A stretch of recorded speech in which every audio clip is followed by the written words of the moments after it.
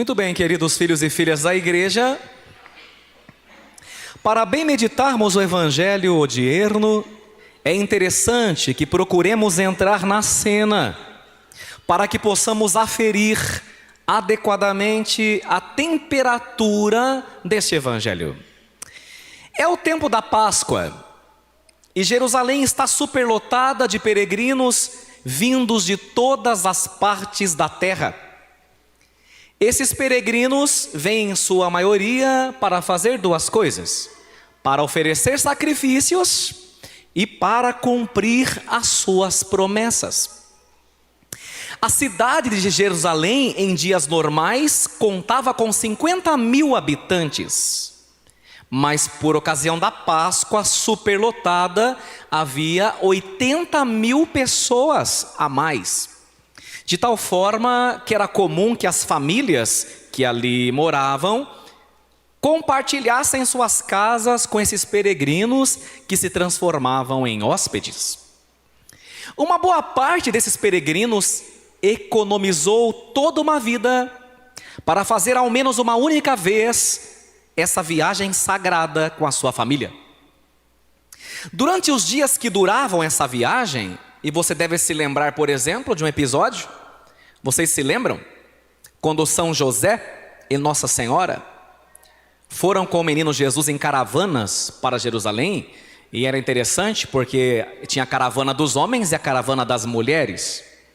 O menino Jesus provavelmente pode ter ido numa caravana e depois se perdeu de Nossa Senhora. Alguma coisa aconteceu em algum comboio ali, o menino Jesus se perdeu ali e Nossa Senhora ficou procurando Jesus. Jesus tinha quantos anos, vocês lembram? Quanto? 12 anos, Jesus ficou perdido. Vocês lembram quantos dias Jesus ficou perdido? 3 dias. Estava treinando Nossa Senhora para a ressurreição, né? Ele sumiu também 3 dias no sepulcro, né? Mas veja que interessante, é muito interessante porque a cidade virava um furdunço, né? Então durante esses dias que duravam essa viagem, essa gentarada, 80.000 pessoas a mais, o povo não media gastos, comiam carnes em abundância, bebiam bons vinhos, e tem direito, era só uma vez na vida, né? Compravam lembrancinhas para levar de volta para casa, igual a turma quando vem na Filomena, vai lá na lojinha, leva, né, lembrancinha. Os soldados romanos, alguns deles gracejavam com as moças que estavam na cidade, outros davam investidas na mulher do vizinho, aproveitando o vucu-vucu, né? Era assim. Outros iam para lucrar e outros iam para rezar. Tinha aqueles que acabavam exagerando também na bebida, dava de tudo, mais ou menos como as excursões contemporâneas para a Aparecida, por exemplo, né? Não tem uma turma que nunca vai na igreja, nunca vai na missa, mas sempre fecha um ônibus, né? Uma vez por ano tem lá um ônibus, leva um frango, uma farofa, né? Outros nem sequer entram na missa, vão para comprar almofada na liquidação, né? Compram um monte de almofada. Tem aqueles que vão para fazer turismo, né? Tem aqueles que vão porque é o passeio da terceira idade. E tem aqueles que vão de fato para se encontrar com Deus, que são católicos de verdade, que vão ali para renovar sua fé e voltar para suas paróquias, né? Eu conheci um homem, por exemplo, que morava na esquina de uma das nossas igrejas. Na esquina, por exemplo, a igreja era aqui, a casa dele era ali.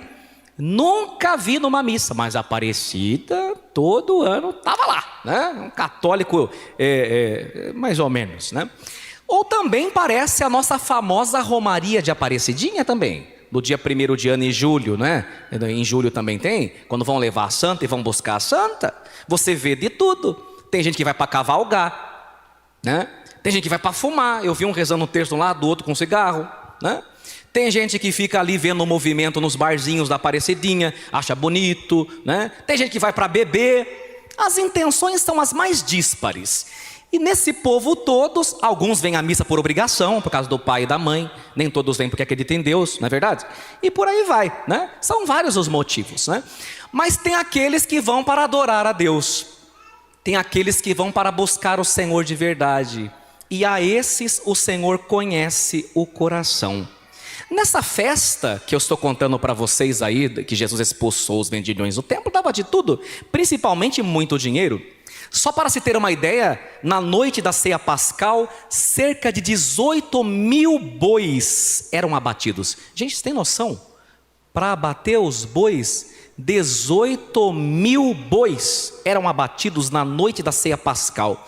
E uma família poderosa controlava tudo isso. Era a família dos sacerdotes Anás e Caifás. E a gente vai vê-los, né? Lá na Sexta-feira Santa, porque eles vão ser estopim da crucificação de nosso Senhor Jesus Cristo, porque Jesus acabou mexendo no poder econômico da época. E por isso apressou a sua morte e a sua crucificação. É nesse contexto que nosso Senhor nos surpreende, porque comumente nós vemos Jesus muito calmo, não é verdade? A gente não reza sempre assim como isso. Jesus, manso. Exato. Jesus é manso, Jesus é calmo. A gente está acostumado com Jesus sorridente, com Jesus tranquilo, mas nessa ocasião Jesus meio que rompe o nosso protótipo, né? Ele expulsa os vendilhões do templo fazendo um chicote de cordas, porque não suporta que o templo do Senhor, casa de seu pai, seja profanado daquela forma, daquela maneira. E aqui há um detalhe interessante, porque essa cena de Jesus expulsando os vendilhões do templo com chicote, ela ficou tão marcada na memória dos discípulos, que ela aparece nos 4 evangelhos. Vocês se lembram dos 4 evangelhos? Mateus, Marcos e João. Pois é, os 4 falam dela, mas só João coloca um detalhe que os outros não põem. Jesus expulsou os vendilhões, Jesus expulsou os cambistas, e João nos diz, depois você confere aí, não precisa ser agora, que Jesus expulsou também os bois, olha que interessante, as ovelhas e as pombinhas. Vocês se lembram quando São José e Nossa Senhora foram oferecer o sacrifício, mas não tinham dinheiro para comprar boi? Ofereceram o quê? 2 pombinhas, 2 rolinhas, não é isso? Jesus expulsou as ovelhas, os bois e as pombinhas. E a pergunta que não quer calar, por quê? Né? O que o animal tem a ver? O animal ficou até contente, que não virou churrasco, né? Glória a Deus. Mas o que está por detrás disso? Jesus expulsou os bois e as ovelhas para falar assim: eu estou inaugurando um novo tempo, onde ninguém mais vai precisar sacrificar boi para pedir perdão para Deus, porque eu mesmo serei o cordeiro que tira o pecado do mundo, e eu mesmo vou oferecer a minha vida em sacrifício para salvar o meu povo. Entendeu o sentido? Bois não serão mais necessários, cordeiros não serão mais necessários, porque como dizemos na Santa Missa, eis o Cordeiro de Deus. Pronto, é isso que estava acontecendo. Tudo bem até aqui? Agora vamos para as 3 implicações para a nossa vida. A primeira, por que Jesus expulsa os vendilhões, os cambistas, os bois, as ovelhas e as pombas? Para nós entendermos isso, nós vamos entender o novo tempo que Jesus está inaugurando. Jesus veio para falar de um novo templo, e não é o templo de Salomão que o Edir Macedo fez lá no Brás. Não é. Jesus está falando de um novo templo definitivo. Vamos conferir qual é esse templo? Pegue, por favor, aí a sua palavra. Veja aí. Pega o seu folheto. Você que está desse lado também. Você repousou no Espírito, menina? Essa moça aqui, ó, repousou no Espírito, hein? Olha só. Olha aí o versículo 19 do seu evangelho. Procura aí. Versículo 19. Vocês também. Vocês acharam aí? Alô? Versículo 19. Estão ok? Presta atenção no padre. Olha lá. Ele respondeu. Acharam? Quem não tem folheto tem que prestar atenção 7 vezes mais, viu, Neto? Ó, ele respondeu: destruí este templo, continua vocês. E em 3 dias eu o levantarei. Era o templo de Salomão que ele estava falando, sim ou não? De jeito nenhum. De jeito nenhum. Era o templo do Brás? Também não. Agora no versículo 21. Olha lá, veja agora, dá um pulinho aí. Vai no versículo 21. Agora vem a resposta. Mas Jesus estava falando do templo do seu corpo. Exato, pode parar. O judeu concebia que o templo, a gente viu isso semana retrasada, que o templo era a casa de Deus, onde Deus morava. Mas na verdade o templo verdadeiro, onde Deus habita com maestria e em plenitude, é no corpo do Filho dele, que é nosso Senhor e Salvador Jesus Cristo. Por isso o texto diz, Jesus estava falando do templo do seu corpo. É de um novo templo e de um novo tempo. Quem tem assistido a série The Chosen, e quem não assistiu, assista, em vez de assistir porcaria na Netflix, no HBO e Amazon, né? Dê uma olhadinha lá quando Jesus conversa no poço com a samaritana. Foi bem fiel ao evangelho ali, eles estão de parabéns essa turma. Você veja, quando Jesus conversa com a samaritana tinha uma síndrome do patinho feio, porque ela falava assim, todo mundo é melhor do que eu. Tem gente que é assim, né? Todos os outros é melhor. Então ela falou assim, olha, ela não sabia que ele era o Messias, Yeshua, o Messias. Ela falou assim, olha, todo mundo fala que tem que adorar lá em Jerusalém. Nós adoramos aqui em Garizim, né? Onde é que eu devo adorar? E Jesus, sorrindo, olha para a samaritana e fala, mulher, está chegando um novo tempo, que ninguém vai adorar nem nesse monte, nem naquele. Porque o Pai procura pessoas que o adorem em espírito e em verdade. Esses são os adoradores que o Pai procura. Não será nesse monte, nem naquele. Será onde? No templo do corpo dos batizados é que Deus é adorado. Onde não é mais oferecido sacrifício, mas onde é oferecido um sacrifício de louvor, pelo modo como você vive, você oferece um sacrifício de louvor a Deus, fazendo caridade, frequentando a Santa Missa, recebendo os sacramentos, como os catecúmenos receberão. É um novo templo para um novo tempo inaugurado por nosso Senhor e Salvador Jesus Cristo. Isso é tão verdade, gente. Depois você também, se quiser se aprofundar, nessa semana, veja na sua casa, Carta de Pedro, capítulo 2. Está lá no Novo Testamento. Pedro é o primeiro Papa. Carta de Pedro, capítulo 2. Lá ele vai falar assim, e a gente vai cantar isso no Sábado Santo também, quer ver? Fala comigo.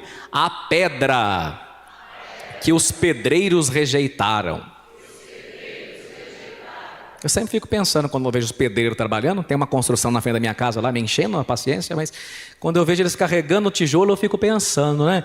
A pedra que os pedreiros rejeitaram. Agora fala comigo. Tornou-se agora a pedra angular. Quem que é a pedra que os pedreiros rejeitaram? Quem é? Jesus. Ele não foi rejeitado? Olha lá para a cruz, né? Foi rejeitado. Tornou-se agora o quê? E aí São Pedro, pegando esse salmo do Antigo Testamento e colocando na carta dele no Novo Testamento, São Pedro fala, agora em cima dessa primeira pedra, quem que é a primeira pedra? Jesus. O Pai está colocando pedras vivas. Olha que forte. Pedras vivas, Rosalina. Quem são as pedras vivas? Os batizados. Com o devido respeito e a devida vênia, catecúmenos, vocês ainda não são os batizados. Só quem é batizado. Se você não é batizado, você ainda não é. Vai ser. Serão pedras vivas colocadas em cima dessa construção e dessa pedra angular, que é nosso Senhor e Salvador Jesus Cristo. É o novo templo. Se Jesus estava falando do templo do seu corpo, hoje também é dia de meditar sobre o nosso corpo como templo de Deus, como casa santa do Senhor, e que não pode ser profanado, e que não pode ser desrespeitado, e que não pode ser sacrificado, seja pela eutanásia, seja pelo aborto, seja pela prostituição, e seja pela separação no divórcio. Esse corpo também é profanado, porque quando você casou, você se transformou em uma, e quando você divide, você mutila essa carne. Satanás odeia a carne humana, porque é na carne humana que Deus se fez morada. É da nossa carne humana, e nessa carne humana que Deus se glorificou e se glorifica. A carne humana é bendita, o corpo humano é bendito, abençoado e querido por nosso Deus. E por isso o demônio, eutanásia, aborto, divórcio, por causa disso, entendeu bem? Muito bom. Agora vamos para mais uma implicação. E para explicar melhor isso, eu vou dar um exemplo para você, presta atenção. Imagine só que você está numa viagem internacional. Pensa bem, gostoso, né? E aí você fez suas malas. Mas para entrar num país, você precisa passar geralmente por uma pequena entrevista. Como que chama aquela área do aeroporto que a gente dá entrevista para entrar em outro país? Como chama? Imigração. Você faz uma entrevista, se passar tudo bem. Pode acontecer de você ser deportado, não é verdade? Agora imagina que lá você comprou uns produtos a mais. A sua mala veio mais gordinha. Você tem que fazer o que na volta, na alfândega? Declarar. Tudo bem até aqui? Agora imagina que quando você vai passar no raio-x, uma pessoa dá um berro e fala assim: esse aí tá com coisa minha na mala dele. Você, opa, eu? Pode abrir. A Polícia Federal vai ter que abrir. E imaginemos, já não aconteceu isso aqui no Brasil esses dias com as moças na Alemanha, lembram? Elas foram para a polícia, tomaram um chá de cadeira. O Itamaraty teve que entrar na conversa, porque é até feio isso, né? O nome que eles dão para essas pessoas, vocês lembram como chama? Mulas. São pessoas que levam coisas ilícitas a outros lugares. Às vezes sabendo, ganhando um dinheirinho, e às vezes não sabendo. Tem que tomar um cuidado. Você sabe que quando eu fui para Israel, eu fui algumas vezes lá para evangelizar, eu me lembro, a gente não pode sair do lado da mala. Porque eles põem bomba dentro da mala da gente. Não é brincadeira. Lá em Tel Aviv, né, no aeroporto Ben Gurion, eles põem bomba na mala da gente. Então, na hora da entrevista, tanto para ir quanto para voltar, eles perguntam: em algum momento o senhor ficou longe da sua mala? Eles perguntam muito isso. Em algum momento, né? Outra pergunta que eles fazem, olha que interessante. Quando você for para Israel, você vai ver. Vamos esperar a guerra passar, né? É verdade, esperar a guerra passar. Eles perguntam assim: você recebeu algum presente de alguém? Olha que pergunta interessante. Todo mundo que vai para Israel sabe que tem essa pergunta, né? Lembra, Cleide? Todo mundo que vai para Israel faz essa pergunta. Alguém te deu algum presente no aeroporto, chegando aqui? Porque é presente de grego, cavalo de Troia. Aí imagine que abre a sua mala e encontra uma coisa da outra pessoa. O que acontece com você? Você vai preso. E até explicar que focinho de porco não é tomada? Entenda agora o pulo do gato. Quando você está com uma coisa que é minha, eu tenho direito sobre você. Todo mundo que nasceu, com exceção da Santa Virgem Maria Imaculada, nasceu com uma coisa que não é dele, que é de Satanás. E chama-se pecado original. Entendeu? E se você não for batizado, aí você veja como o batismo é necessário para a salvação, e você morrer, e você chegar no juízo particular, Jesus Cristo quer te salvar, mas o demônio, adversário, advogado, ou melhor, promotor, diz assim: ele tem coisa que é minha, por isso eu tenho direito sobre ele. Presta atenção. Desde o paraíso, quando Satanás perdeu nossos pais Adão e Eva, o demônio passou a ter autoridade sobre nós, passou a ter direitos sobre nós. Por isso que São João vai dizer que o príncipe desse mundo é Satanás, e que o seu reino será destruído por nosso Senhor e Salvador Jesus Cristo. Todas as vezes que você cultiva nesse corpo, nesse templo que você tem aí, mágoa, rancor, ódio, fornicação, adultério, impureza, o demônio diz: tem coisa minha aí, portanto eu tenho direito sobre ele e sobre ela. Está entendendo? Você entende por que uma criança nasce, ficou firminha, a gente já batiza? É claro, porque muita gente pensa assim, né, inocentemente: ah, mas a criança, tadinha, não pecou, não é questão disso, meu filho e minha filha, ela já nasceu sob o domínio do mal. Por isso que no batismo, às vezes a pessoa vai no batismo para cumprir tabela, porque é o filho do patrão, nem presta atenção. No batismo, o padre e o diácono procedem com exorcismo sobre a criança ou sobre o adulto. No batismo, o padrinho, se você é criança, é o padrinho. Se você é adulto, é você mesmo. Você renuncia a Satanás. Por que você renuncia a Satanás? Porque no batismo, o Espírito Santo não vai morar dentro de você? Sim ou não? Sim. Então isso é uma reintegração de posse. Você entendeu bem? Por que o batismo é necessário para a salvação? Você não pode ficar enrolando. Porque Satanás tem direito sobre você, por causa de nossos pais Adão e Eva. Então cria jeito, criatura. Para de dar mancada, para de dar bobeira, para de dar brecha. E naquele dia do batismo, o padre fala assim: para viver como filhos de Deus, renunciais ao pecado, que a gente responde: renuncio. Para viver como irmãos e irmãs, renunciais a tudo que causa desunião? Depois é o primeiro a brigar lá na casa e na paróquia, né? Tudo que causa desunião, o primeiro que causa, né? Divisão. Aí ele diz assim: renunciais ao demônio que é autor e princípio do pecado? Aí o padre fala assim, para o bebê ou para o adulto? E antigamente era no ouvido, falava assim: dá lugar ao Espírito de Deus, espírito imundo. Sabia disso?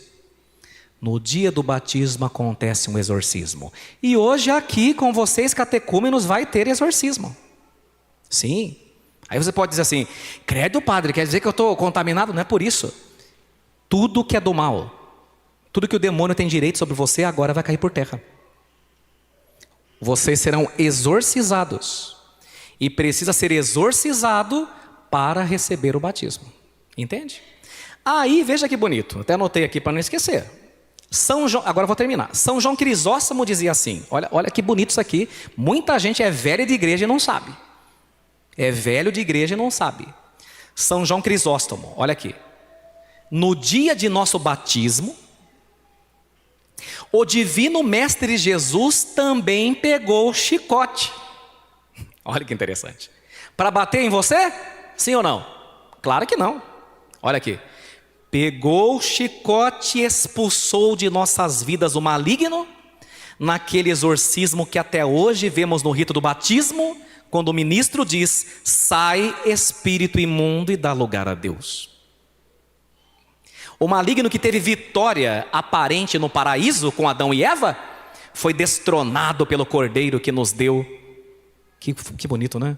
Pelo Cordeiro que nos deu a graça de sermos templos do Espírito Santo, que habita o nosso peito, e agora ele pode reinar em nós. São destronados desse trono de nosso peito os cambistas. Lembra que os cambistas estavam lá sentados? Os cambistas representam os demônios, as paixões desordenadas, nossos vícios, nossa vida velha, nosso rancor, nossa mágoa, que estão sentados aí no templo do seu corpo.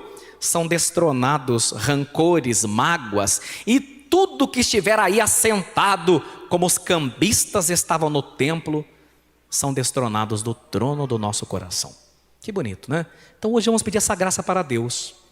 E eu termino dizendo o seguinte: no templo do seu corpo e no meu, há profanações, infelizmente. No templo de nosso corpo há cambistas assentados, reinando, quando o Senhor não reina mais. Nós temos que pedir essa graça ao Senhor, de Ele voltar a reinar. Eu peço a Jesus hoje para mim e para você, uma reintegração de posse. Eu sou o teu, Senhor. Fui comprado com teu sangue precioso. Toma posse de mim, Senhor. E se há algum espírito diabólico que tentou se reapossar de mim, caia por terra, no poder do sangue preciosíssimo de Jesus. Amém? E se você é batizado, hoje é dia de agradecer a Deus.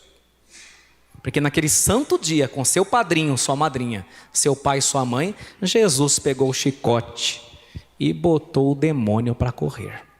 Assim seja. Amém.